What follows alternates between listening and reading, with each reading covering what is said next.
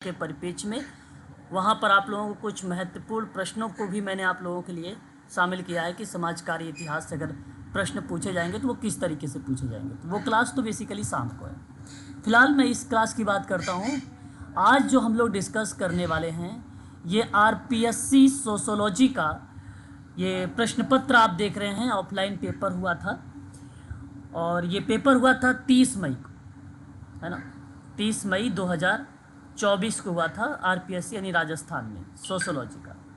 अभी इसका आंसर की वगैरह नहीं आई हुई है, लेकिन मैं आप लोगों से यहाँ पर इस प्रश्न को सॉल्व करवाने चल रहा हूँ। ध्यान दीजिएगा क्योंकि एमपीपीएससी का एग्ज़ाम 4 अगस्त को है, अगले महीने में 4 तारीख को। ठीक है, तो हो सकता है यहाँ से प्रश्न आप लोगों को थोड़ा सा मिल जाए, है ना। तो ध्यान दीजिएगा, पहला प्रश्न स्टार्ट कर रहा हूँ कि समाजशास्त्रीय विश्लेषण के किसी क्षेत्र के संहिताकरण के लिए एक उपकरण को संदर्भित करने के लिए पैराडाइम शब्द, यही मेन शब्द है। जो बच्चे पैराडाइम शब्द या पैराडाइम यानी रूप निर्देशन शब्द का उपयोग किया है उस विद्वान का नाम बताना है। प्लीज़ एक बार अपने जवाब आप लोग बताइए, क्या होना चाहिए इस प्रश्न का सही जवाब। जी सर, क्या कह रहे हैं? जैस्मिन नहीं, यहाँ आर के मर्टन किसी बच्चे ने जवाब दिया है। रॉबर्ट के मर्टन राइट शब्द होगा यहाँ पे। पैराडाइम शब्द को लेकर जियोग्राफिकल लेवल पर अगर रिसर्च में किसी ने एक सकारात्मक भूमिका निभाया है तो वो नाम आता है रॉबर्ट के मर्टन का। सही विकल्प का अगर हम बात करेंगे यहाँ पर तो वहाँ ऑप्शन नंबर आपका थर्ड जाएगा। यहाँ पे थर्ड लिखा, देखिए यहाँ पे बेसिकली 5 ऑप्शंस दिए गए हैं, ना। 5 ऑप्शंस दिए गए हैं। पहला में कार्ल मार्क्स है, दूसरे में जे.एस. मिल है, तीसरे में आर के मर्टन, चौथे में कार्ल पॉपर का नाम आता है और पांचवें में अनुत्तरित प्रश्न, यानी इसका मतलब है कि आपने प्रश्न को ही जवाब नहीं दिया, एक प्रकार से अनुपस्थित हो गए इस प्रश्न में, है ना। इसको बोला जाता है अनुत्तरित प्रश्न कहा जाता है। ठीक है, ये इस बात को आप सभी लोग ध्यान रखिएगा। आगामी परीक्षाओं में यहाँ से प्रश्न आपको बन सकता है देखने को। पैराडाइम शब्द का मतलब जानते हैं आप लोग? पैराडाइम शब्द नहीं सर। देखिए मॉडल। नहीं, मॉडल ना कह के मैंने आपको शुरुआत में एक बात बताया था, उस चीज़ को आप सभी लोग ध्यान से सुनिए का प्रयास करिए। मैंने कहा कि पैराडाइम एक ऐसा शब्द है जो बेसिकली भौगोलिक, है ना, भौगोलिक स्थिति के आधार पर या भौगोलिक अनुसंधान के आधार पर जब हम किसी शोध का एक बड़ा हिस्सा समाज की समस्याओं को हल करने के लिए यूज़ करते हैं तो उन शब्दों को हम लोग बोलते हैं पैराडाइम। मतलब ज्ञान भी गतिशील है, ज्ञान की विषय वस्तु, ज्ञान के लिए जानकारी जुटाने का एक तरीका है, एक मेथड है। ज्ञान की जानकारी जुटाना है या आपका रिसर्च में अगर आपको डेटा लेना है, ठीक है, इस तरीके के शब्दों जो यूज़ किए जाते हैं वो पैराडाइम शब्द कहलाता है। वो ये पर्टिकुलर एक विद्वान का नाम आता है आर के मर्टन और इसने इस शब्द का प्रयोग किया था। ठीक है, नाम याद रखनी आप सभी लोग। और वो आर के मर्टन का, कहाँ, जहाँ शोध की चीज़ें रिलेट होती है, रिसर्च के अंतर्गत संचालित होती है, उन संदर्भ में ये पैटर्न लागू होता है। ठीक है, याद रखने वाली बात है ये। रॉबर्ट के मर्टन ने समाजशास्त्री विश्लेषण के क्षेत्र में संहिताकरण के लिए एक उपकरण को संदर्भित किया जिसका नाम रखा पैराडाइम शब्द, और समाजशास्त्री विश्लेषण में सैद्धांतिक दृष्टिकोण की प्रमुख अवधारणा, मान्यता, प्रक्रिया और समस्याओं की एक रूपरेखा तैयार की जाती है इसके अंतर्गत। अब मर्टन ने पैराडाइम मात्रात्मक विश्लेषण के लिए एक सटीकता से, मात्रात्मक प्लस में गुणात्मक, ठीक है, दोनों डेटा बेसिकली इसमें शामिल किया था, है ना। तो सामाजिक वैज्ञानिकों के लिए जितने सामाजिक वैज्ञानिक समूह होंगे जो प्रतिमान होंगे, ठीक है, तो उन परिप्रेक्ष्य में ये क्रिया रिलेट होती है। पैराडाइम एक शब्द ऐसा है जो प्रतीकात्मक अंतःक्रिया, नारीवाद, उत्तर आधुनिकता जैसे शब्दों में भी पैराडाइम शब्द इन्वॉल्व होता है। लेकिन ये शब्द दिया किसके द्वारा गया है या उपयोग किया किसके द्वारा गया है? तो आर के मर्टन। पैराडाइम बड़ा इंपॉर्टेंट शब्द है, ये बात ध्यान रखिएगा यहाँ पर। ठीक है, सॉरी, अगले सवाल की तरफ रुख करेंगे। Question number second, M N. Srinivas ने अपनी किस पुस्तक में, देखिए मैं आप लोगों को जब भी लास्ट टाइम में प्रीवियस ईयर के क्वेश्चन बताया है वहाँ पे उनके किताबों के संबंध में थोड़ी थोड़ी व्याख्या भी किया है। तो किस पुस्तक में संस्कृतिकरण और विस्तार की अवधारणा की प्रक्रिया को एक प्रकार से रिप्रेजेंट किया है, ये religion and society among the कुक्स of south India. Okay, चलिए आप लोगों के जो जवाब आ रहे हैं, religion and society among the कुक्स of south India, ठीक है। राकेश जी का ये चेंज इन मॉडर्न इंडिया। नहीं, यहाँ सही जवाब अगर मैं आपसे बात कर रहा हूँ इसी पुस्तक के बारे में जो सन 1952 में लिखी गई थी, 1952 में मेंशन किया गया था। अच्छा, स्क्रीन आप सभी लोगों को साफ दिखाई दे रही है ना, जो मैं यहाँ पे नोट कर रहा हूँ? हाँ सर, हाँ सर, हाँ।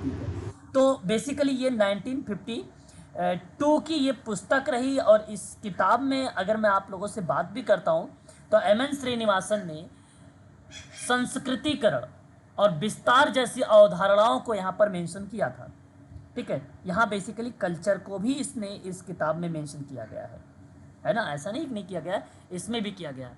एक आपको बता दूँ, इसी का एक किताब और आई हुई थी जो वेस्टर्नाइजेशंस, जिसको हम लोग बोलते हैं एक प्रकार का मॉडर्न शब्दों से रिलेट करा देते हैं या पश्चिमीकरण से रिलेट करा देते हैं, एंड संस्कृतिकरण को एक्सप्लेन करने के लिए, जैसे पश्चिमीकरण का एक्सप्लेन और संस्कृतिकरण का एक्सप्लेन किस किताब में मिलता है? तो सोशल चेंज इन इंडिया में मिलता है।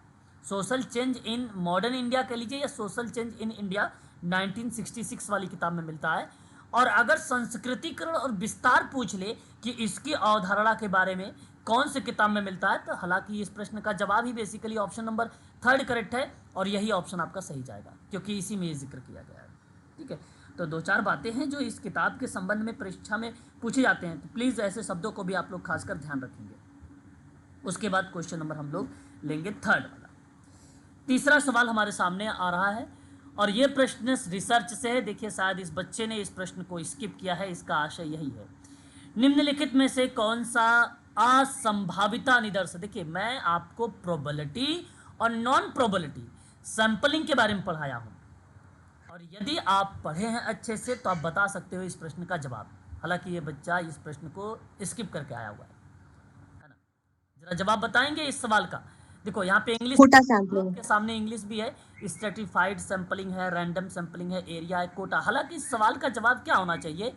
कोटा ही करेक्ट जवाब होगा, यथांश ही होगा इस प्रश्न का सही जवाब। बेसिकली जैसे अगर मैं स्ट्रेटिफाइड की बात करता हूँ, रैंडम की बात करता हूँ, क्लस्टर या एरिया की बात करता हूँ, तो ये तीनों बेसिकली प्रोबेबिलिटी सैंपलिंग के टाइप। देखो सैंपलिंग 2 टाइप का होता है, एक प्रोबेबिलिटी होता है, एक नॉन प्रोबेबिलिटी होता है। प्रोबेबिलिटी में तो खासकर ये स्ट्रेटिफाइड, रैंडम और क्लस्टर, क्लस्टर मीन्स एरिया, ये खासकर पूछा जाता है। कभी कभी सिस्टमैटिक वाला भी पार्ट इसी में आ जाता है प्रोबेबिलिटी में। अदरवाइज चाहे वो कोटा हो, एक्सीडेंटल हो, ठीक है, एंड पर्पसफुल हो, ठीक है, इत्यादि। इसी तरीके से मैंने लगभग 8-10 सैंपलिंग के बारे में चर्चा किया है नॉन प्रोबेबिलिटी में, लेकिन ज़्यादातर एक्सीडेंटल हो सकता है, कोटा हो सकता है, स्नोबॉल हो सकता है, ये आपके ऑप्शन में मिल सकते हैं। तो ये 4-5 आपको शुरुआत के याद रखने पड़ेंगे। जैसे कि निम्न में एक आपको दिख भी गया है कोटा वाला, तो ये देखो ऑप्शन में आया भी है, इसलिए ऑप्शन नंबर आपका इस प्रश्न का जवाब जो जाएगा वो 4 जाएगा। ये पेपर जो 30 तारीख को जो हुआ था, 30 मई को, वो 1/3 डिडक्ट था, बेसिकली नेगेटिव मार्किंग था, ठीक है, नेगेटिव मार्किंग था, इसलिए बच्चे ने यहाँ पर स्किप किया है। और जब भी प्रश्न आपको नेगेटिव मिले क्वेश्चन पेपर वाला पैटर्न एग्जाम, तो वहाँ पर आप लोगों को ऐसे प्रश्नों को बड़ा ध्यानपूर्वक करना पड़ता है ना, अदरवाइज नहीं तो आपके डिडक्ट हो जाएंगे। जो सही हुए प्रश्न हैं उनमें से डिडक्ट होंगे, उनमें से 1/3 डिडक्ट हो जाएंगे जो सही आपने किया है, ठीक है। क्वेश्चन नंबर 4 देखिए, निम्नलिखित में से कौन सी प्रश्नावली विधि का लाभ नहीं माना जाता है? क्वेश्चन नंबर 4 आपके सामने प्रस्तुत हुआ है, आप बता भी सकते हैं इसमें से कौन सा मेथड बेसिकली लाभ पूछा है, कौन सा लाभ नहीं है, कौन सा लाभ? हस्तलिपि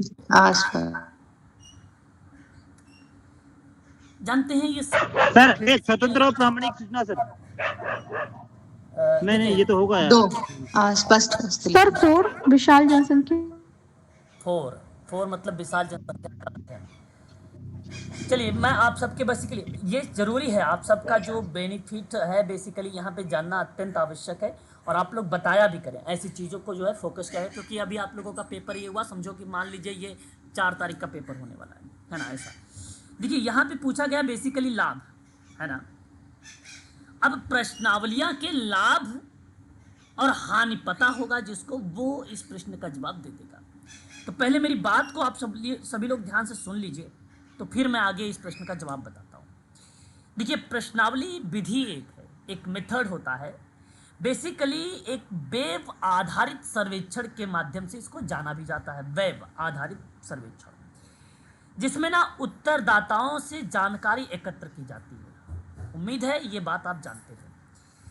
अब जानकारी एकत्र करने के उद्देश्य से पूछे गए प्रश्नों की एक श्रृंखला बनानी होती है। अब ये श्रृंखला बनाएगा कौन? एक शोधकर्ता ही तो बनाएगा, है कि नहीं। तो कुछ मामलों में इनका उपयोग कर्मचारी और संभावित क्लाइंटों तक जानकारी पहुंचाने के लिए ये जो है किया जाता है। तो हम लोग इसको बोलते हैं यह एक प्रश्नावली विधि है। अब प्रश्नावली विधि में पूर्व निर्धारित प्रतिक्रिया विकल्पों के साथ प्रश्नों का एक संचरित सेट होता है। पहले से वो निर्धारित होता है और आपने पहले से उस प्रश्न को बनाए रखते हैं, तो वो प्रश्नावली होता है।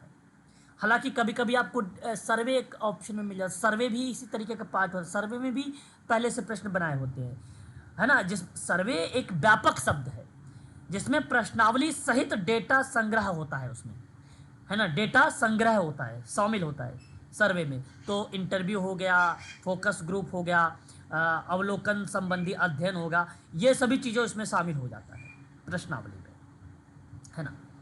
अब प्रश्नावली के अंतर्गत इसने पूछा कि भाई क्या क्या इसके लाभ होंगे, है ना, इसमें क्या क्या लाभ होंगे। जैसे देखो, ग्राहक को समझने में मदद मिलेगा, क्या इस ऑप्शन में है? नहीं है। लेकिन ऑप्शन में क्या है? स्वतंत्र एवं प्रमाणिक सूचना है, अस्पष्ट हस्तलिपि है, न्यूनतम व्यय है, विशाल जनसंख्या का अध्ययन है प्रश्नावली विधि में। ठीक है, बड़ा ही अच्छा सवाल दिया है। तो इसमें क्या है कि एक तो आपको ये बात समझ में आ गई होगी कि क्लाइंटों को समझने में मदद करता है प्रश्नावली विधि, ये बात सत्य है। ठीक है, दूसरी अगर प्रक्रिया की बात करता हूँ, लागत बचत की बात करता है। क्या बात करता है? लागत बचत की बात करता है। ध्यान दीजिएगा, यहाँ सवाल है न्यूनतम व्यय को लेकर, मिनिमम खर्च। तो क्या बताइए, लागत बचत कह सकते हैं ऑप्शन नंबर 3 को, यानी ये लाभ का पार्ट माना जाएगा? यस या नो में जवाब दीजिएगा। जी जी सर, है सर, है। तो इसलिए ये तो है, हमें फोकस यही करना है कि इसका लाभ कौन सा नहीं है ना। हालांकि आप लोगों को प्रश्नावली विधि, जिन बच्चों ने नहीं पढ़ा होगा, यहाँ पे आप समझ लेंगे अच्छे से। अच्छा सवाल है, तो ये तो आपका शामिल हो गया। फिर कहता है लक्षित सर्वे। जैसे आपका क्या होता है कि सभी क्लाइंटों के लिए आपके लक्षित जो पार्ट होते हैं, जैसे आपने किसी समूह को टारगेट किया, किसी कम्युनिटी को आपने टारगेट किया, तो वहाँ पे आपको वो लक्षित जो है सर्वे मान लिया जाता है कि आपका ये लक्षित सर्वे है। ठीक है, जहाँ पे जनसांख्यिकी प्रश्नावली, कर्मचारी प्रतिक्रिया प्रश्नावली आदि को बना सकती है। उन प्रक्रियाओं में अगर मैं बात करता हूँ, जैसे विशाल जनसंख्या का अध्ययन करना, है ना, तो विशाल जनसंख्या का अध्ययन करने की प्रक्रिया में भी एक प्रकार से ये चीज़ें रिलेट हो सकती हैं, है ना। वो प्रक्रियाएं रिलेट हो सकती हैं कि प्रश्नावली विधि का लाभ है। बेसिकली बड़ी जनसंख्या अगर हो तब भी हम प्रश्नावली विधि का लगा सकते हैं, प्रश्न बना सकते हैं भाई, बड़ी जनसंख्याओं में भी इसका यूज़ कर सकते हैं, ऐसा नहीं। उसी पे यूज होता है सर, इसको हाँ, मेल क्वेश्चन आया तो बोलते हैं सर। बिल्कुल। जैसे आपको क्लाइंट को जागरूक करना है, मान लीजिए अगर मैं आपसे यही कहूँ कोविड-19 वाला, तो पैंडेमिक लेवल पर बीमारी थी वो, तो क्या आपने प्रश्नावली विधि के माध्यम से जागरूकता के परिप्रेक्ष्य में भाई 2 गज की दूरी है, या इंजेक्शन लेना है, या मान लो तुरंत अगर सर्दी जुकाम वगैरह होता है तो आपको क्या करना होगा, तुरंत उसका ट्रीटमेंट लेना होगा। इस तरीके की प्रश्नावली विधि हम लोगों ने किया भी तब, जो मेडिकल सोशल वर्कर वगैरह होंगे जिन लोगों ने कोविड-19 में काम किया होगा, इस तरीके से किया। वो बेसिकली विशाल जनसंख्या का अध्ययन था, ये बात को समझिए, क्योंकि वो वैश्विक लेवल की बीमारी थी। अब वहाँ पे इसका प्रयोग हुआ है, इसलिए आपका 4 वाला भी है। अब बचा है आपके पास 2 ऑप्शन, पहला या दूसरा। अच्छा, ये तो बेसिकली है नहीं, इन्हीं दोनों में से एक है ना, इन्हीं दोनों में से एक है। अभी और भी आगे समझ जाएंगे। दूसरी बात, जो प्रशासन होता है उसमें सरल कर देता है प्रश्नावली विधि। प्रशासन के लिए बेसिकली जैसे आमने सामने का साक्षात्कार होता है, टेलीफोन होता है, लिखित होता है, ठीक है, इस तरीके की प्रक्रियाएं इन्वॉल्व होती है। कंपनी में खासकर ज़्यादातर अगर मैं बात करता हूँ, प्रशासन में सरल बनाता है ये प्रश्नावली विधि। ये एक बेनिफिट है उसका बेनिफिट है। एक सामान्य प्रारूप बनाता है, ठीक है। अच्छा, जब मैंने आपसे कहा कि एक प्रारूप बनाना या मैं आपसे कहा कि प्रशासन को लेकर के सरल बनाना, तो क्या आप स्वतंत्र और प्रमाणिक सूचना, वैलिड इंफॉर्मेशन, क्या आप शामिल नहीं करेंगे प्रश्नावली विधि के अंतर्गत? क्योंकि हमें लाभ के परिप्रेक्ष्य में देखना है। तो आशा यहाँ पर यह वही बन जाएगा कि स्वतंत्र और प्रमाणिक सूचना भी प्रश्नावली विधि का लाभ के अंतर्गत शामिल रहेगा। अब बताइए, अगर अस्पष्ट यहाँ पर हस्तलिपि होगा, रिटन वर्क होगा, हैंड रिटन वर्क होगा, क्या ये प्रश्नावली विधि का लाभ है? अनक्लियर अगर चीज़ों में अस्पष्ट करूंगा आपके सामने, मेरा डेटा मैं आप वहां से निकला, आप दोबारा आए, अनक्लियर है वहां पर वो चीज़ें, तो क्या आप वहां पे कहेंगे ये प्रश्नावली विधि का पार्ट था? नहीं, ये बेसिकली लाभ है ही नहीं, ये तो हानि हो गई। अगर आप बताइए बिल्कुल सर, बिल्कुल लेने का मतलब यही हुआ ना कि आप जिस समय वहां से अगर उस इंस्टीट्यूट, उस कंपनी से निकलेंगे, तो अगर कोई अदर पर्सन आएगा वहां पे पोस्ट पे, जब आपकी वो विधि, प्रश्नावली विधि देखेगा कि आपने डेटा सर्वे वगैरह किया है, मेथड वगैरह लगाया है, तो अब आपके प्रश्न ही सही नहीं है, उत्तर ही अनक्लियर रहे सारे के सारे, तो मुझे समझ में नहीं मैं क्या मेथड लगा सकता हूँ। बिल्कुल नहीं लगा सकता वहां पे मेथड। तो सही जवाब ऑप्शन नंबर, क्वेश्चन नंबर 4 का ना, बी सही होगा। ठीक है, बहुत भेदभाव रहित होता है, ऐसी चीज़ें बेसिकली इसके अंतर्गत होता है शामिल। इसकी हानि है ये गलत फीडबैक, अस्पष्ट हस्तलिपि को रिप्रेजेंट करता है, हानि है ना, ये बेसिकली हानि के रूप में रिप्रेजेंट करता है। तो मैं आप लोगों से यहाँ पे कहना उचित समझूंगा कि आपका जो ऑप्शन जाने वाला है वो दर्शा देता है आपका सेकंड वाले का।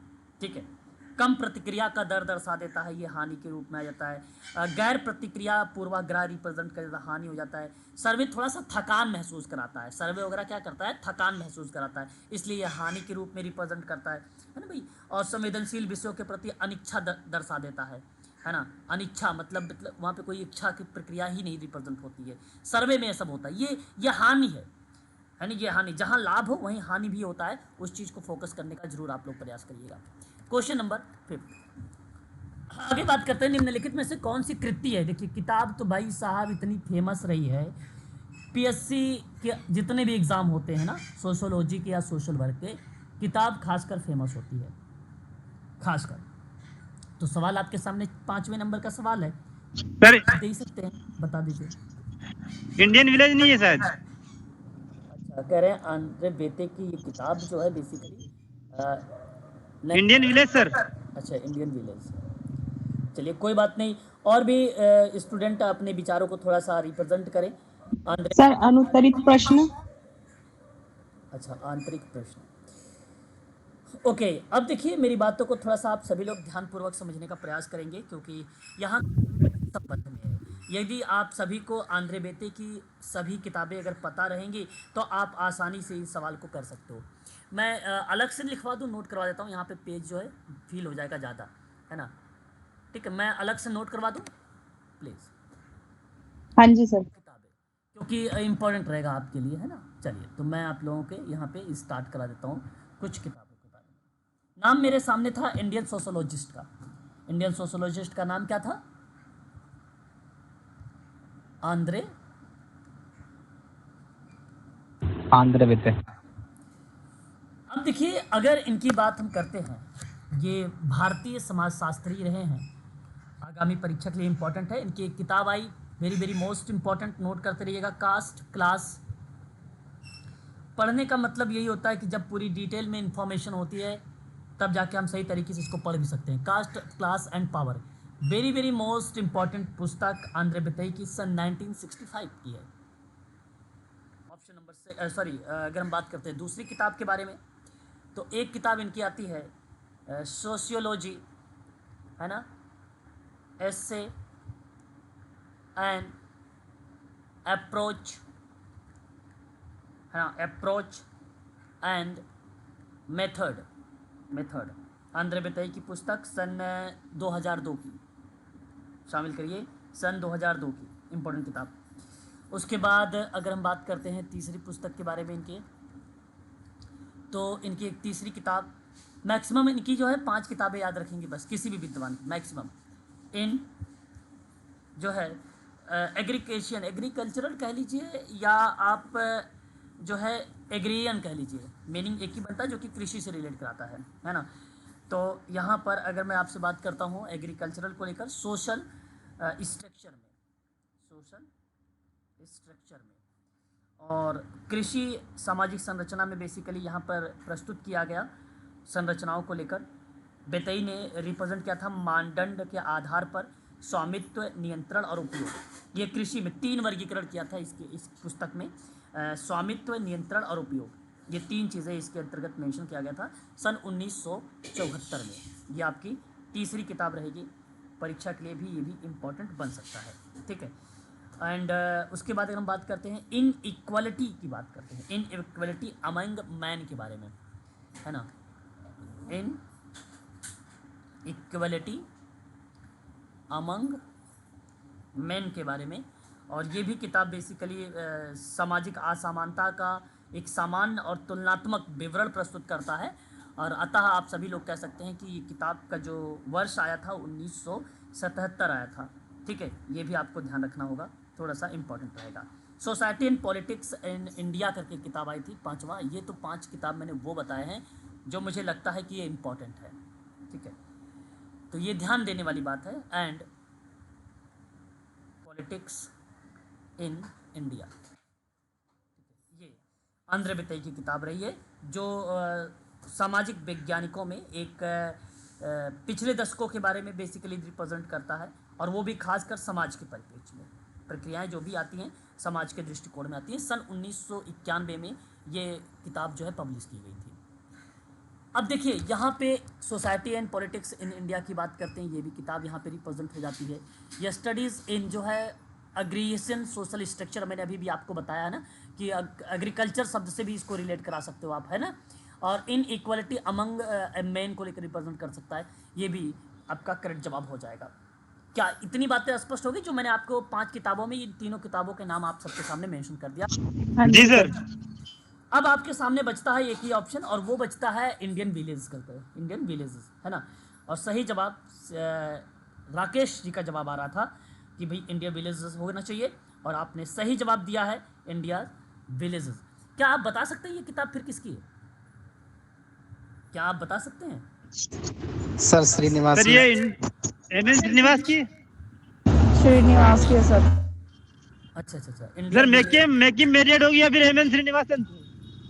अच्छा, मैं सर कंफर्म तो एमएन श्रीनिवास ही है सर। देखिए मैं आपको बता दूं कि आपने देखो इस किताब के संबंध में अगर पूछता है तो आप सभी लोग एक विद्वान का नाम और याद रखिए, दुबे जी का। मुझे उम्मीद है कि आप लोगों ने नाम सुना होगा। मैं किसकी दुबे की बात कर रहा हूँ? एससी दुबे की बात कर रहा हूँ, है ना। मैं किसकी बात कर रहा हूँ? एससी दुबे की बात कर रहा हूँ। साथ ही साथ आपको एक और नाम यहाँ पे ध्यान में रखना पड़ेगा, वो नाम आता है देसाई। बेसिकली किसका नाम आएगा? देसाई। हालांकि इंडियाज़ विलेज करके बहुत विद्वानों ने अपने अपनी किताबें रिप्रेजेंट किया है, लेकिन यहाँ पर मैं एससी दुबे को प्राथमिकता देना उचित समझूंगा कि इस किताब को जो अगर उठाया भी गया है तो एससी दुबे से। हाँ, आपने सही बोला है कि एमएन श्रीनिवासन भी इस किताब को रिप्रेजेंट कर देते हैं, है ना। कई विद्वान हैं जो इंडियाज़ विलेज को लेकर अपनी भूमिका निभाते हैं। फिलहाल आंध्रे बेते की वो किताब कौन सी नहीं है, तो वह ऑप्शन आपका सही जा रहा है इस समय, जो है 3rd वाला।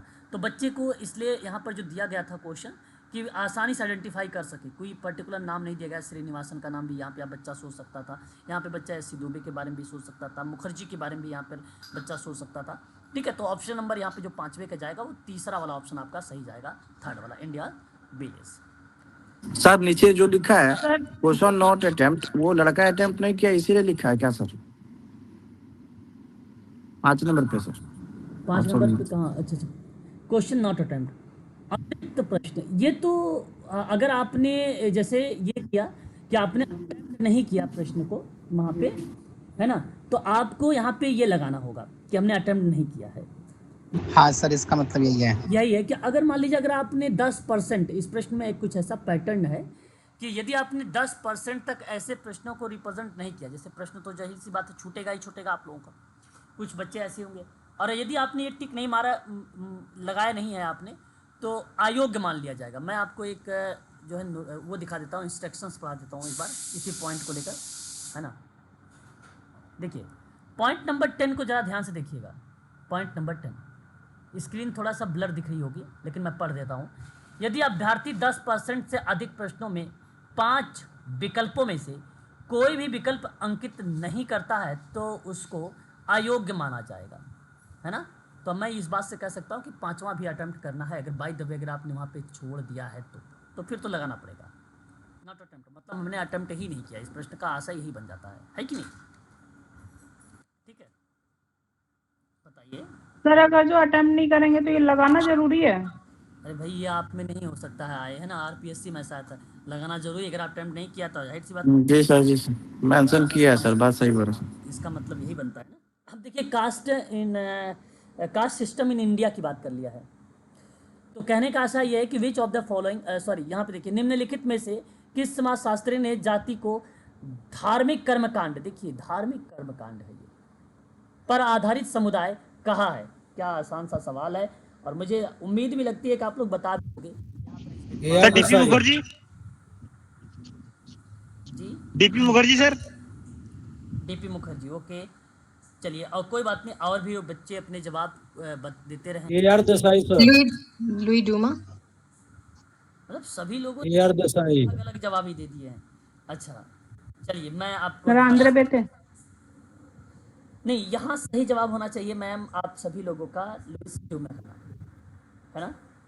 यदि आपका यहाँ पे करेक्ट जवाब जाएगा, देखिए कास्ट सिस्टम वाली प्रक्रिया में बेतई का नाम भी आ जाता है, आंध्र बेतई का नाम आता है, लेकिन कास्ट सिस्टम वाले में caste as a community based and religion अगर हम बात करते हैं, रिचुअल शब्द हम लोग बोलते हैं कर्मकांड, जाति को धार्मिक कर्मकांड के रूप में।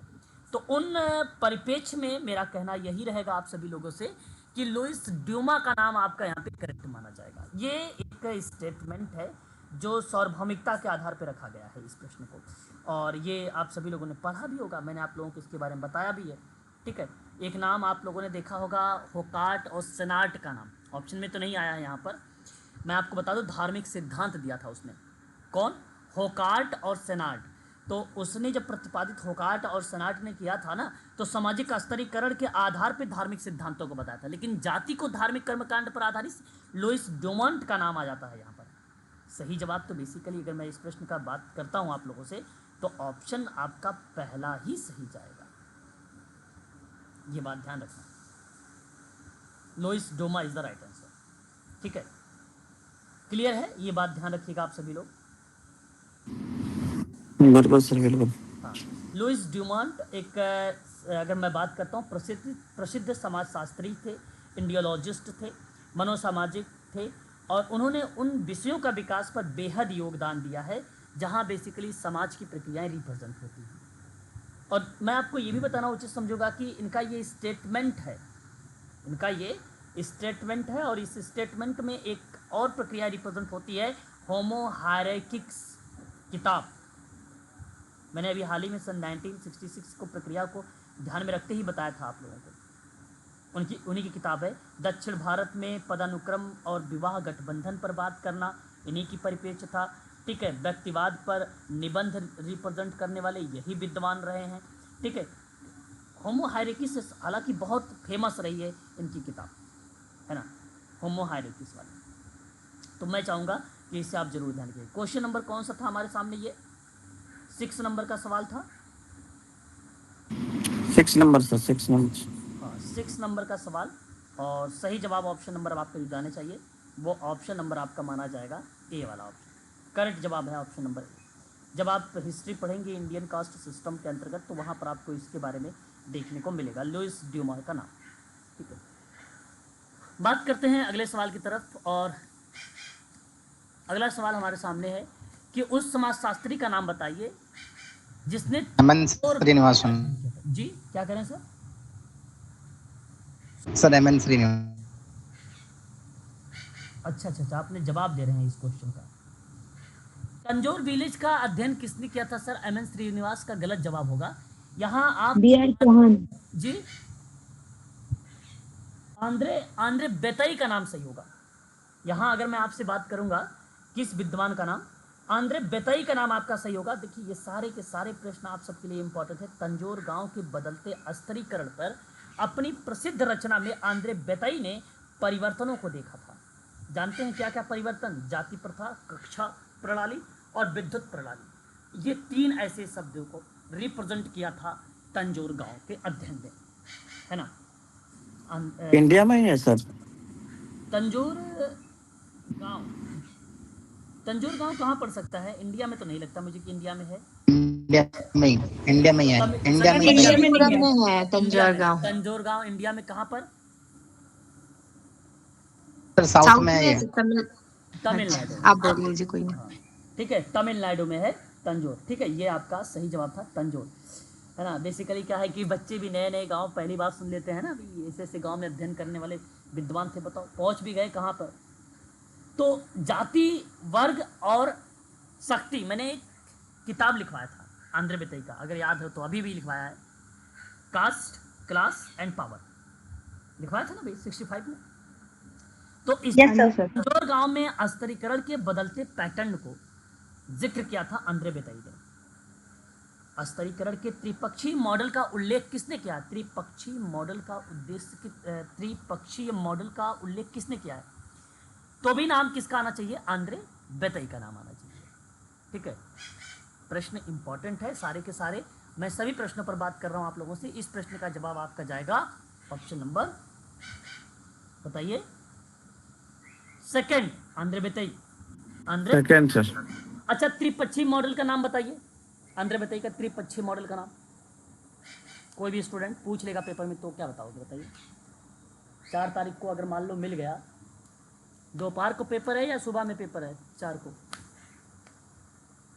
एडमिट कार्ड नहीं आया अभी? MPPSC अभी नहीं। 25 तारीख है आज। ओके, चलो एक तो जवाब मुझे बताइए, फिर मैं बताता हूँ। त्रिपक्षीय मॉडल कौन कौन से होते हैं सिराज? नहीं पता है सर, सोशियोलॉजी का कंसेप्ट इतना सर। अरे सर जी, अभी मैंने किताब का नाम बताया, वही किताब का नाम बताइए ना। Caste, class and power sir. हाँ, वही त्रिपक्षीय है, वही है। ओह ठीक है सर। ठीक है, वही है, याद रखने वाली बात है ये। और जाति, वर्ग और शक्ति। ठीक है, चलिए आगे बढ़ते हैं। यहाँ पे देखिए, समीर पेट गांव, यही लिखा हुआ ना, एक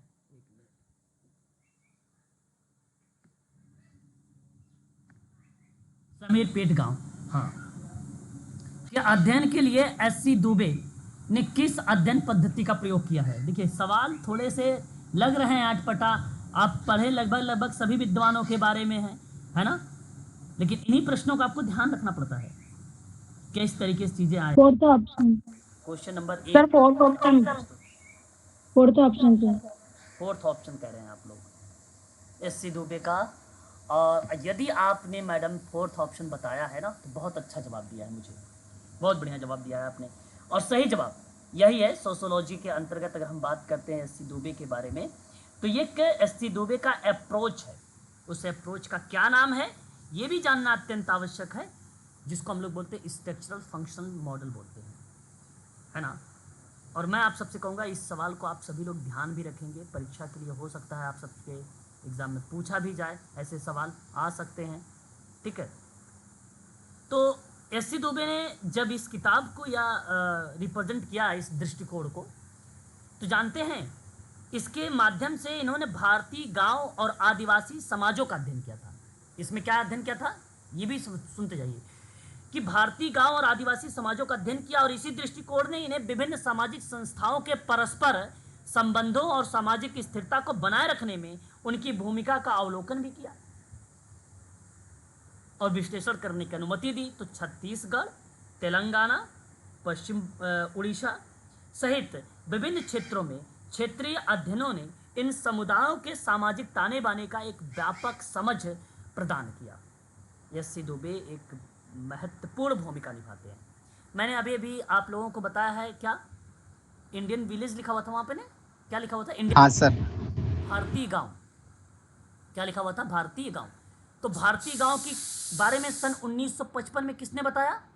SC दुबे ने बताया, ये भी याद रखिए। अब आप सोच रहे होंगे कि सर भारतीय गांव 1955 में क्या बात बताया होगा, वो भी बता दीजिए।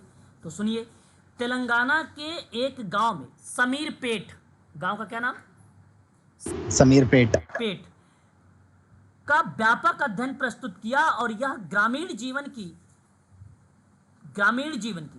ठीक है, जो जमीनी स्तर पे या भौगोलिक स्तर पे उसको समझने के लिए संरचनात्मक और कार्यात्मक दृष्टिकोण को लागू करने का एक उदाहरण प्रस्तुत कर दिया, और वो था यही मॉडल जो आप देख रहे हैं इस समय।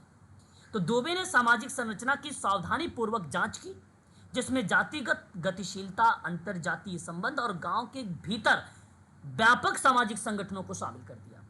और इन्हीं के आधार पर मैं इस बात को कह सकता हूं कि ये 1955 की किताब में ये शब्द रिप्रेजेंट हो जाता है जो संरचनात्मक प्रकारात्मक पद्धति शामिल है। एस सी दुबे का मेरे पास नोट्स है, उसमें साफ शब्दों में ये सारी चीज़ें लिखी हुई है। दूसरी एक किताब आई है सन 1958 में एस सी दुबे का, उस किताब का नाम था भारत के बदलते गांव। भारत के बदलते गांव किस परिप्रेक्ष्य में? सामुदायिक विकास में मानवीय कारक के दृष्टिकोण में। तो भारतीय गांव में सामुदायिक विकास कार्यक्रम सीडीपी, कम्युनिटी डेवलपमेंट प्रोग्राम के प्रभाव पर एक महत्वपूर्ण बदलाव को दर्शाती है, और वो कॉन्सेप्ट सन 1958 में आया। लेकिन आप समझ रहे होंगे सामुदायिक विकास कार्यक्रम एक संचालित किया गया था, वो कब आया था? 1952 में, 1952 में। लेकिन 1958 में किसने जिक्र किया भारत के बदलते गांव को, जहां कम्युनिटी कारक के रूप में रखा? नाम बताओ यार। दुबे ने सर। एस सी दुबे ने, ये आपका रहेगा। एक आता है भारतीय समाज, कॉपी पेन साथ में रखना। एक आता है भारतीय समाज सन 1990। एस सी दुबे भारतीय समाज के विकास का व्यापक अवलोकन किया। एस सी दुबे ने उसकी विविधता को, एकता का पता लगाया, ग्रामीण संदर्भों के वर्ण, जाति व्यवस्था, कामकाज के साथ साथ परिवार और रिश्तेदार की गतिशीलता की जांच करने पर एक सकारात्मक भूमिका दिया था एस सी दुबे ने सन 1990 की प्रक्रिया में। तो ये तीन किताब एस सी दुबे का नोट कर लीजिए। तीन में से जरूर अगर आएगा तो एक ही आएगा, तीनों में से, इसी तीन में से आएगा, इसके अलावा। लास्ट में इसका पीडीएफ भेज दीजिएगा।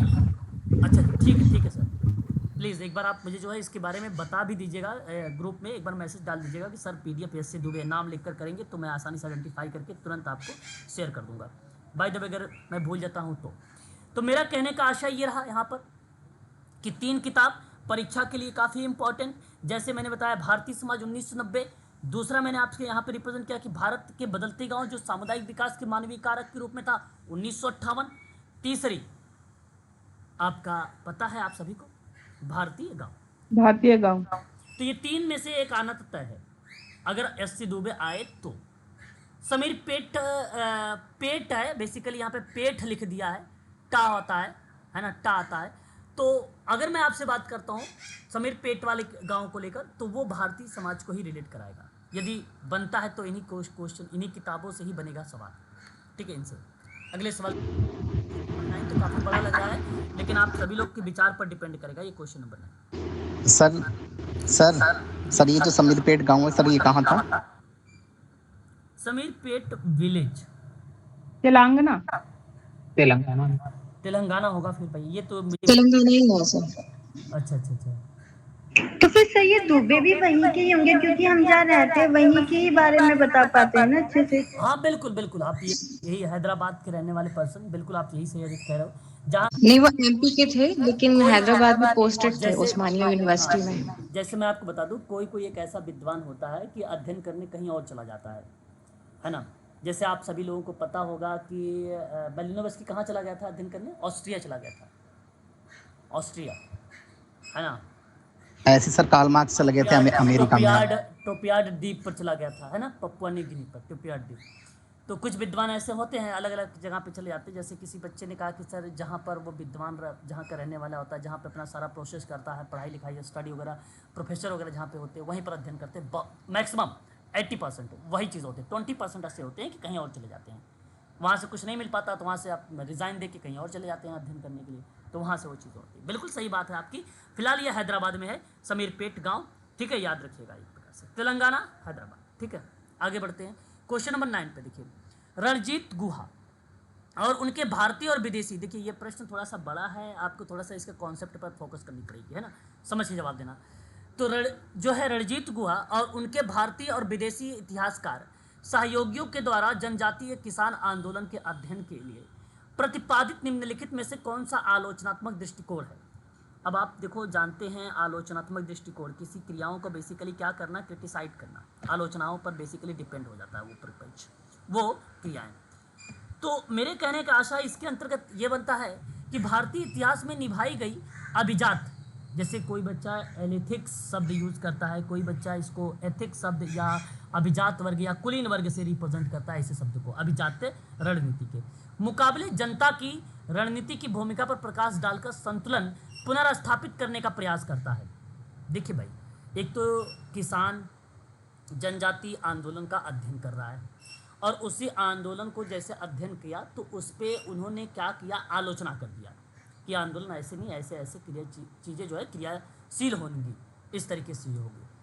तो इन्हीं भारतीय इतिहास के निभाने के परिप्रेक्ष्य में एक पैटर्न बताया जाता है और कहा जा रहा है कि रणनीति के मुकाबले जनता की रणनीति की भूमिका पर प्रकाश डालकर उसको संतुलित करना है, उसको पुनर्स्थापित करना है। तो वो पार्ट कृषक इतिहास लेखन का पार्ट बनेगा या अधीनस्थ समूह का इतिहास का लेखन का पार्ट बनेगा या अभिजात इतिहास लेखन का पार्ट बनेगा या जनजातीय इतिहास लेखन का पार्ट बनेगा, यह आपके सामने सवाल है और मैं चाहता हूं कि आप सभी लोग इसका जवाब दें।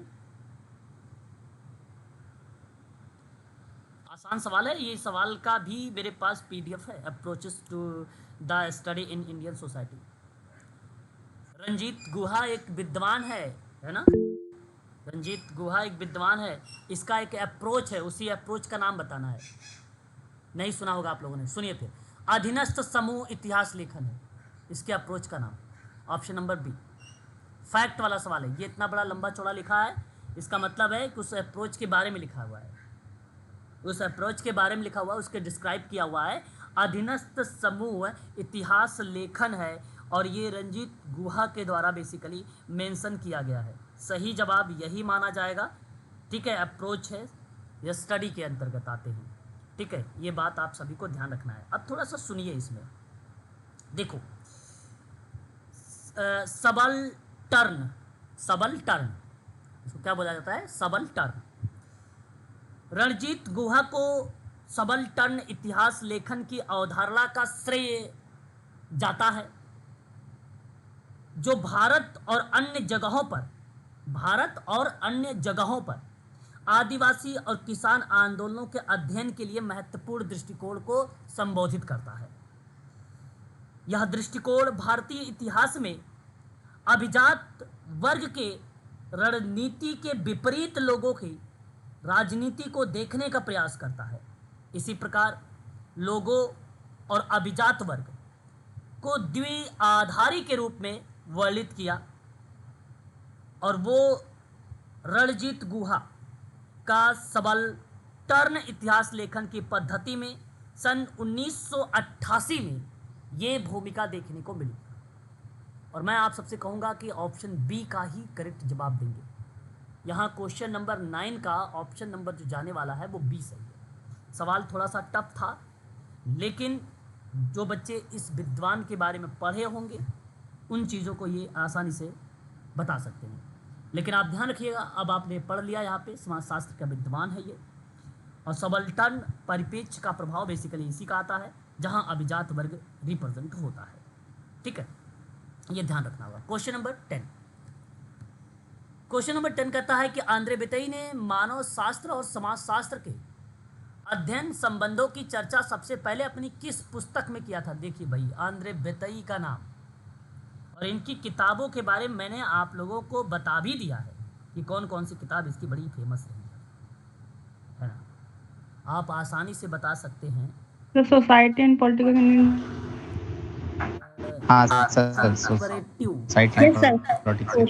देखिए मैं आपको एक चीज़ बता दूं, आंद्रे बेतई ने डिस्कस किया था basically relation between sociology and social anthropology first in his book करके, और वो था 6 एसे इन द कंपैरेटिव सोशोलॉजी करके, जो पब्लिश हुई थी 1974 के दौरान में, 1974 में, ठीक है, कंपैरेटिव सोशोलॉजी।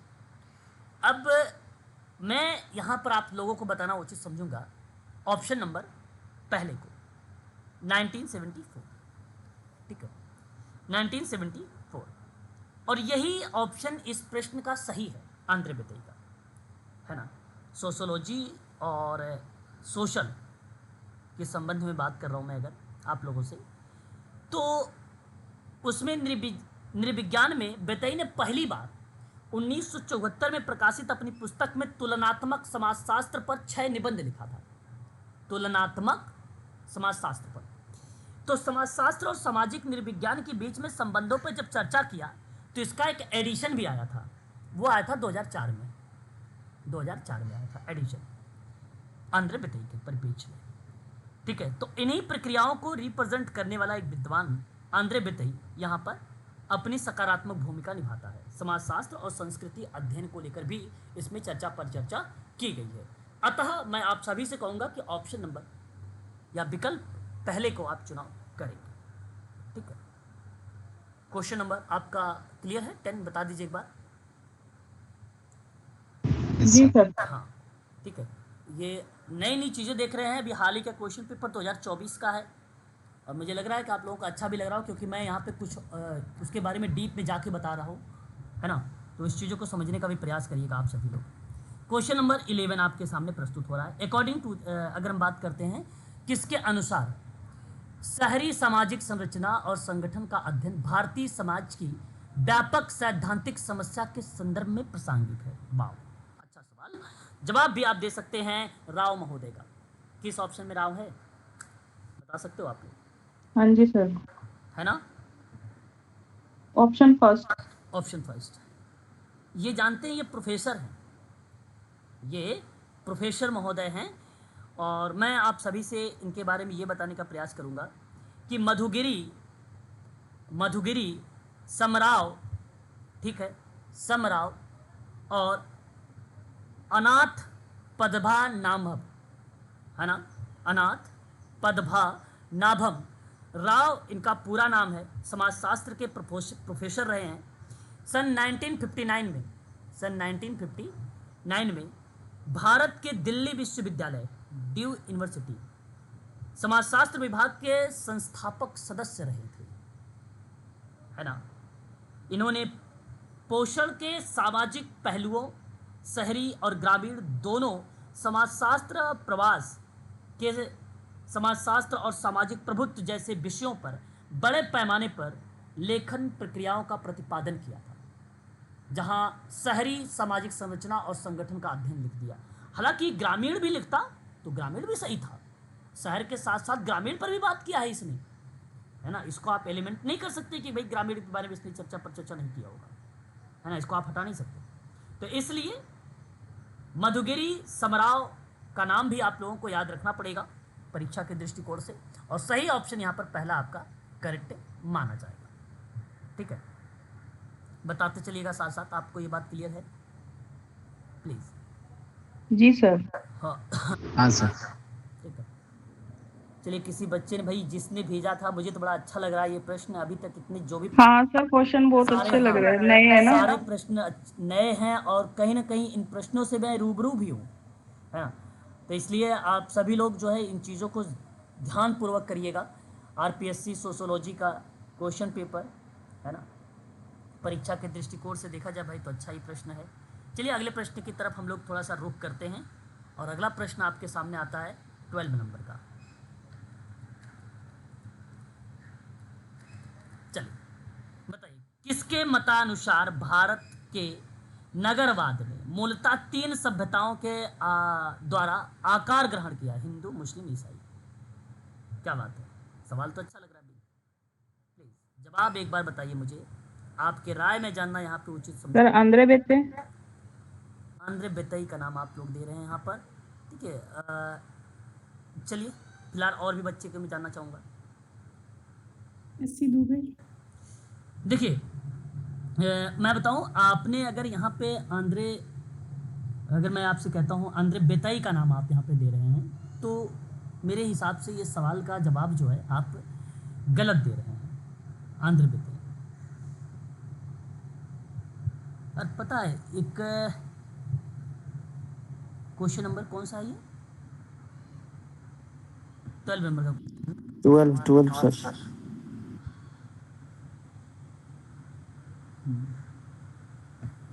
एक मिनट थोड़ा सा होल्ड रखना, थोड़ा सा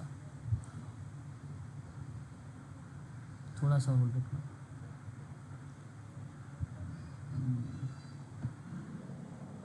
ठीक है, यहाँ सही जवाब होगा MSA राव का नाम होगा, आंध्र प्रदेश गलत है। आप देखिए यहाँ पर ये ना सोचिए कि जैसे मैंने पावर कास्ट वगैरह के बारे में जिक्र आप लोगों से किया था तो आप सोच रहे होंगे कि इनका नाम आ रहा होगा, नहीं। अर्बन सोशोलॉजी इन इंडिया वाली किताब में ना ये अकॉर्डिंग टू MSA राव, जो आपने अभी इससे क्वेश्चन नंबर 11 में देखा है, उनमें इन्होंने जिक्र किया था भारत में नगरवाद को मूलतः 3 सभ्यताओं के द्वारा जो है आकार ग्रहण किया गया, जिसमें हिंदू, मुस्लिम और ईसाई, ये 3 शब्दों के बारे में जिक्र किया था और सही जवाब यही है। ठीक है, और मैं आप लोगों से कहूँगा कि ऑप्शन नंबर आप पहले का ही आप सभी लोग यहाँ पे दूसरे का ही आप लोग चुनाव करें, MSA राव का नाम। क्वेश्चन नंबर 13, निम्नलिखित में से कौन से जनजातीय समूह की जनसंख्या भारत की सन 2011 की जनगणना के अनुसार सबसे अधिक थी? देखिए ये तो सवाल बेसिकली 2024 में आया, 2011 की संथाल। है ना। हाँ जी सर, संथाल। तो ऐसा हो सकता है कि भाई ऐसे सवाल आप लोगों को परीक्षा में देखने को मिल सकते हैं दोबारा। बात केवल 2011। गोंड होगा सर, गोंड। भील। भील, बिल्कुल आपने यहाँ पे भील का जवाब दिया है। MP का भी भील है। भील है सर। एज पर अगर हम बात करते हैं जनसंख्या या जनगणना के अकॉर्डिंग, तो भारत की 2011 जनगणना के अनुसार में भील सबसे अधिक जनसंख्या वाली जनजाति रही है ना। और कुल अनुसूचित जनजाति जो जनसंख्या का परसेंटेज रहा था वो 37.7% रहा है। ठीक है, तो ये आपको थोड़ा सा यहाँ पर ध्यान में रखना पड़ेगा इनके संबंध में कि अगर आपसे पूछता है कि निम्नलिखित में से भारत की सबसे बड़ी जनजाति कौन सी रही है, बड़ी जनजाति कौन सी रही है, तो आप यहाँ पर बजाज एक होल्डिंग शब्द आता है, बजाज होल्डिंग। देखिए बेसिकली जनजाति के बेसिकली भिन्नता शब्द को दर्शाता है, जिसमें लगभग 7 मिलियन से लेकर कुछ एक प्रकार से द्वीपवासियों तक, अंडमान द्वीपवासियों तक, जिनकी संख्या 100 से भी कम हो सकती है। हालांकि सबसे बड़ी जनजातियों में अगर हम बात करते हैं तो भील का नाम, संथाल का नाम, गोंड का नाम, ओराव का नाम, मीना का नाम, बोडो का नाम और मुंडा का नाम, जिनकी संख्या कम से कम 10 लाख को रिप्रेजेंट करती है। सर गोल्ड का परसेंटेज कितना है? 8.6 के आसपास आएगा, है ना, 8.6 के आसपास। सर ये बेसिकली मध्य प्रदेश और छत्तीसगढ़ में है ना? हाँ, देखिए भील जैसी अगर हम बात करते हैं, गोंड और संथाल जैसी, कहीं ना कहीं ये जनजातियाँ जो होती है जैसे गुजरात, मध्य प्रदेश, राजस्थान, छत्तीसगढ़ राज्यों में जो है देखने को मिलती है खासकर। वो सर वो जो RRR मूवी बना था तो गोल्ड के ऊपर ही बना था ना? हाँ, जनजातियों पर ही बना था, बिल्कुल बिल्कुल सही कह रहे हैं, RRR मूवी साउथ इंडियन। आगे बात करते हैं क्वेश्चन नंबर 14 को लेकर। कहता है कि निम्नलिखित में से किसका यह मानना है कि भारत में शहरीकरण की प्रक्रिया बड़ी जटिल है? अरे वाह, ये भी सवाल बड़ा अच्छा है, सुंदर है, आसान क्वेश्चन है। बता सकते हैं आप लोग कि निम्न में से या किसका मानना है कि भारत में शहरीकरण की प्रक्रिया बहुत जटिल है? ये सर श्रीनिवास। DN मजूमदार हो सकता है सर। अच्छा भाई, कुछ बच्चे कसम ही खा लिया है कि हम श्रीनिवासन को ही लगाएंगे। MSA राव। अच्छा, sir option C. DM Majumdar हो सकता है सर। देखिए मैं आपको यहाँ पर ये बताने का प्रयास कर रहा हूँ कि भारत में शहरीकरण की प्रक्रिया बड़ी जटिल है। ये देखिए स्टेटमेंट है और आशा करता हूँ स्टेटमेंट आप सभी लोग समझ भी रहे होंगे। ये एक कथन दर्शाया गया है, एक राय जिक्र की गई है इसमें। और मेरे दृष्टिकोण से अगर मैं आपसे बात करता हूँ क्वेश्चन नंबर 14 पर कि निम्न में से ये किस विद्वान की भूमिका आती है शहरीकरण को लेकर एक प्रक्रियाओं के रूप में, एक जटिल प्रक्रियाओं के रूप में, तो सही जवाब श्रीनिवासन का ही नाम करेक्ट होगा। श्रीनिवासन का ही स्टेटमेंट करेक्ट होगा। ऑप्शन नंबर आपका पहला ही सही जाएगा यहाँ पर, ठीक है। श्रीनिवासन ऑप्शन में सही माने जाएंगे, ठीक है। और यहाँ पे मजुमदार आप एलिमेंट कर सकते हो और बाकी तो होंगे नहीं और राव महोदय भी नहीं होंगे। ठीक है, सही जवाब ऑप्शन नंबर आपका फर्स्ट ही होगा करेक्ट। एम एन श्रीनिवासन ने बताया है, क्या बोला है कि भारत में जो शहरीकरण है वह प्रक्रिया बड़ी जटिल है। शहरीकरण एम एन श्रीनिवासन का पार्ट है। किसने भारत में 3 औपनिवेशिक बंदरगाह नगरों की शहरी आकृति विज्ञान का अध्ययन किया है? ये भी सवाल थोड़ा सा अच्छा है और सोचनीय विचार है ये प्रश्न। क्वेश्चन नंबर 15 आप बता भी सकते हैं, इसका जवाब भी मीरा कौशाम्बी।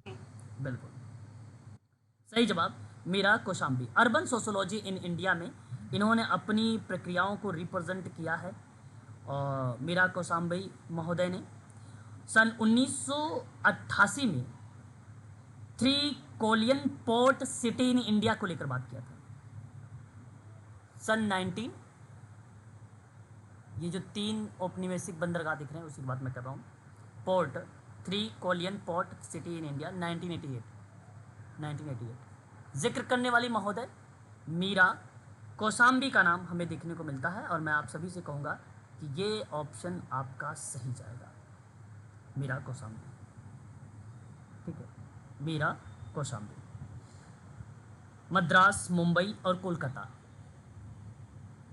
ठीक है, 3 औपनिवेशिक बंदरगाह के नगर के नाम पूछ लेते अगर लेता है तो क्या जवाब देंगे? मद्रास,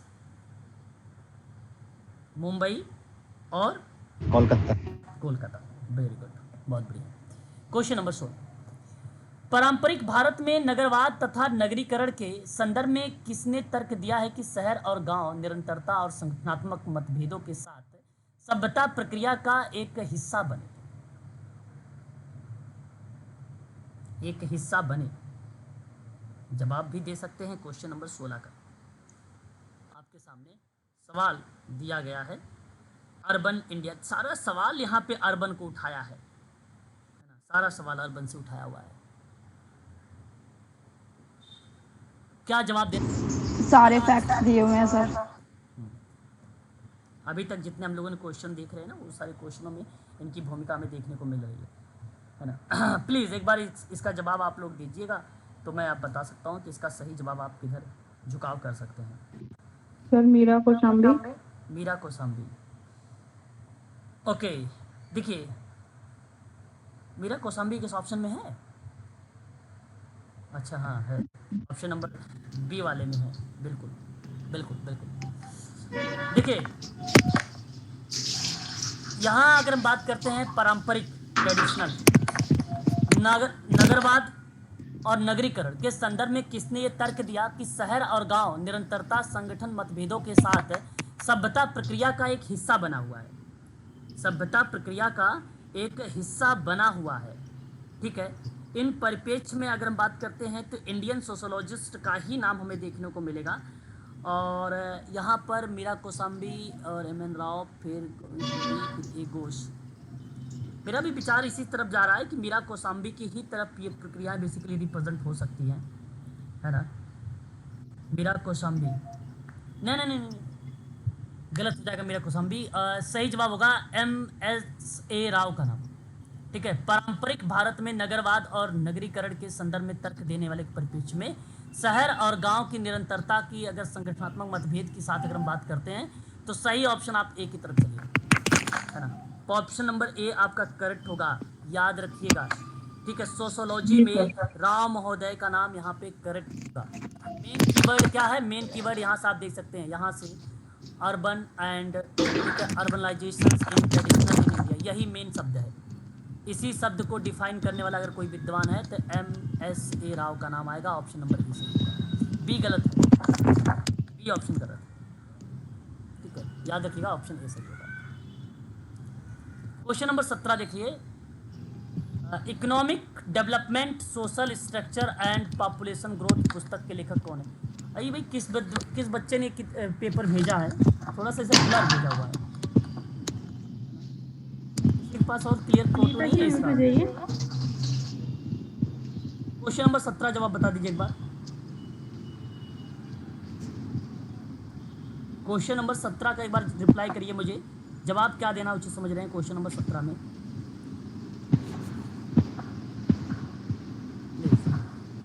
नहीं पता है तो sir option A. NK Bose नहीं। क्वेश्चन नंबर 17 कह रहा है आपके सामने कि आपसे ये सिंपल सवाल पूछा गया है ना? एंड ग्रोथ, एक मिनट, चलिए अब बताइए। अच्छा,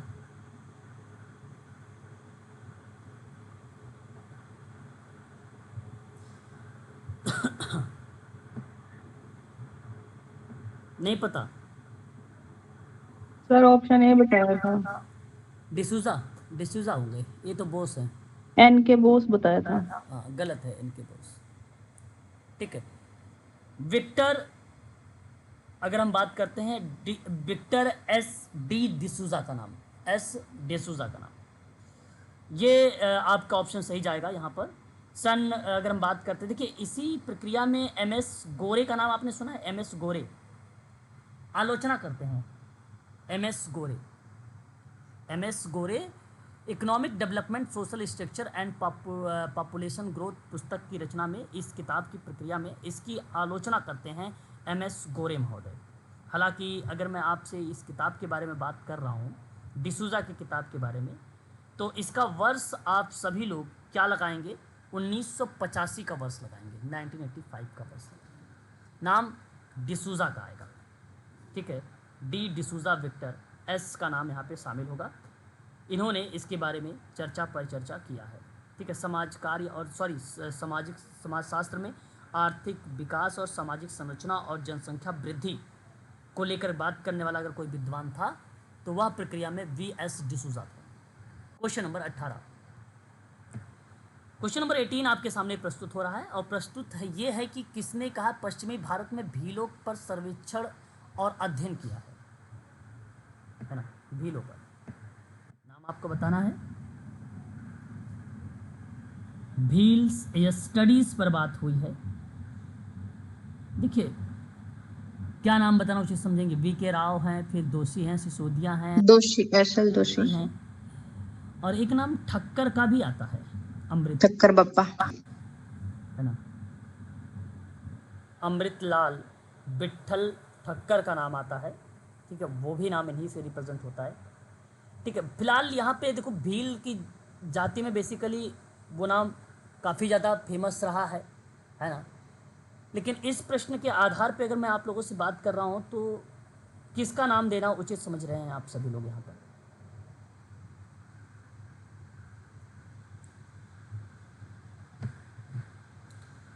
सर बी के राय। बी के राव बेसिकली यहाँ पर अगर आपसे बात करता हूँ तो इनकी तरफ आप रुख कर सकते हैं भील समाज में, है ना? भील समाज को लेकर और इसकी प्रक्रिया में जनजाति को लेकर। तो यहाँ मैं आप लोगों से कहूँगा कि भील जनजाति पर, है ना, पश्चिम भारत में सबसे बड़ी जनजाति कौन सी है? भील ही है।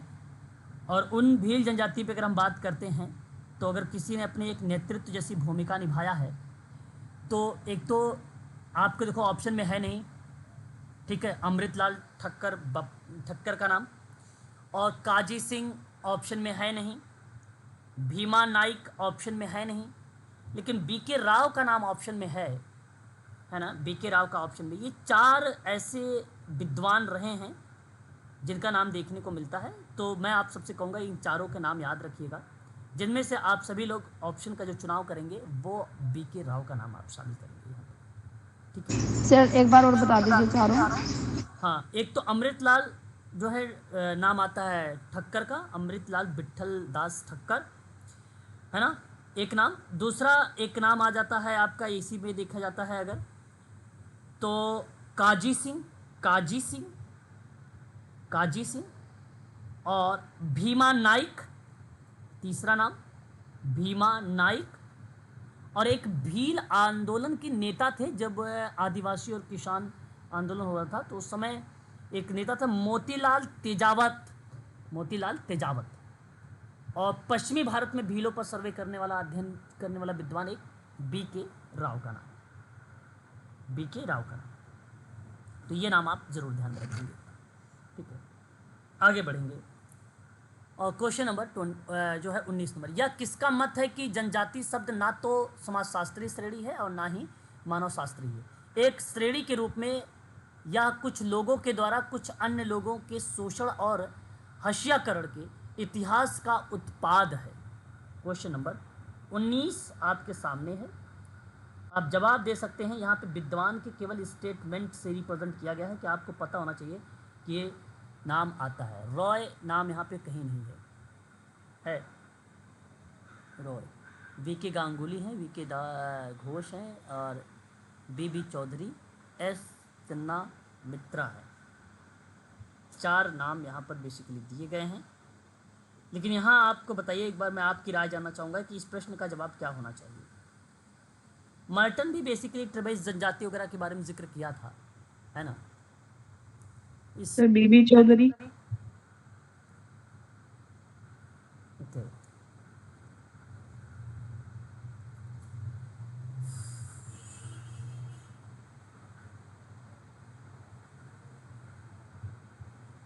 ओके, और भी लोग बताइए थोड़ा सा इसका जवाब क्या होना चाहिए। करने वाला एक एक क्वेश्चन। सामाजिक, देखो सामाजिक समुदाय का राज्य विकास के पूर्व अस्तित्व में था, जो जो राज्य को लेकर समाज को लेकर जिक्र पर चर्चा की जाती थी, है ना। मध्य प्रदेश से संबंधित सवाल आया हुआ है, हालांकि आरपीएससी में सवाल दिया गया है। इस सवाल को ना आप स्किप कर दीजिए, ठीक है। एग्जैक्ट मुझे इसका कोई आंसर नहीं मिल पा रहा है, इस वजह से इसको आप स्किप कर दीजिए। हाँ, इसका स्क्रीनशॉट ले लीजिए, आप ग्रुप में डाल दीजिएगा, मैं इसको एक बार देखूंगा नेट से, ठीक है ना। एक बार स्क्रीनशॉट इसका ले लीजिए आप। किसका मत है ये कि समाजशास्त्री श्रेणी में ना कि मानव शास्त्री एक श्रेणी के रूप में है, कुछ लोगों के द्वारा कुछ अन्य लोगों के शोषण और हत्याकरण के इतिहास का उत्पाद है, ठीक है। ये कथन है, हालांकि आप लोग एक बार स्क्रीनशॉट ले लीजिएगा इसका। क्वेश्चन नंबर 20 कर लीजिए, लास्ट क्वेश्चन आज का। निम्नलिखित में से कौन सी विशेषता है जो एस.सी. दुबे की, ये तो बहुत आसान सवाल आ गया भाई, कभी कभी एक आध सवाल आसान से बन जाते हैं। तो बताइए जरा कि ग्रामीण और नगरीय संदर्भों में परंपराओं के 6 चरणीय वर्गों का भाग नहीं था। अब देखो उसमें कौन सा भाग नहीं है, आप बता सकते हो। गैर साक्षर। गैर साक्षर। ओके,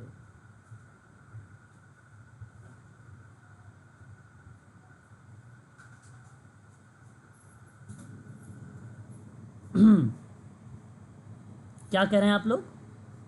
सर गैर गैर साक्षर। क्लासिकल तो है, 4 नंबर सर। है क्लासिकल है, नेशनल है, रिलीजन भी है, रीजनल भी है, 1 2 3 हो गया, वेस्टर्न भी है, वेस्टर्न भी है। कितने हो गए, 1 2, सॉरी यहाँ तो मैं लिख रहा हूँ ना, क्लासिकल नहीं लिखा हुआ हूँ, क्लासिकल 4 हो गए, ठीक है। लोकल सब कल्चरल भी है, लोकल सब कल्चरल कहीं लिखा हुआ है, सब कल्चरल, हाँ आपका ये भी है, यानी लोकल सब कल्चरल भी है। 1 2 3 4 5, तो बचा कौन सा। Non literate traditional. हाँ ये बचा। तो इसके अलावा जानते हैं क्या था, सोशल ग्रुप था। क्या था, सोशल ग्रुप। तो 5 का नाम भी लिख सकते हो आप, ठीक है। गैर साक्षर परंपरा नहीं है, ठीक है। ऑप्शन नंबर 4 समझ में आया कि नहीं, बताइए। ये सवाल आसान सवाल था, इसलिए मैंने आपको बता भी दिया यहाँ पे। हाँ जी सर। 1974 में एक किताब आई थी, अभी भी ऊपर था एक सवाल इसी से संबंधित था, है ना। 6 जहाँ पे लिखा हुआ था 6 करके, ट्रेडिशनल परंपराओं के बारे में बात कर रहा था, है ना। बताइए, क्लियर करिए एक बार। हाँ जी सर। हाँ जी। ठीक है, तो आज के लिए इतना ही रखिए, कल आगे हम लोग इसी से आगे स्टार्ट कर देंगे।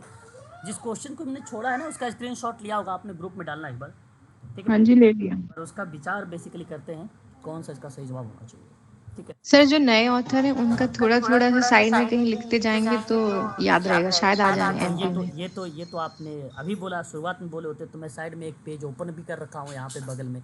जब कोई सर कल से कर लेंगे। चलो बढ़िया है, जब भी आएगा आपने बताया मैं उसको मेंशन भी करता रहूँगा और नोट करके उसको जो वहाँ पे सेव भी कर लूँगा, ताकि आपको जो है वो PDF में प्रोवाइड भी करा दूँ, है ना? ठीक है, और इस PDF को मैं सेव कर लेता हूँ ताकि ताकि उसका आंसर भी लगा सकें। जी सर, क्या कह रहे हैं? बोल रहा हूँ भेज दीजिए सर। हाँ ठीक है, तो अभी मैं इसकी वीडियो PDF सब आपको जो है ग्रुप पे शेयर कर रहा हूँ, ठीक है? जी सर, थैंक यू सर।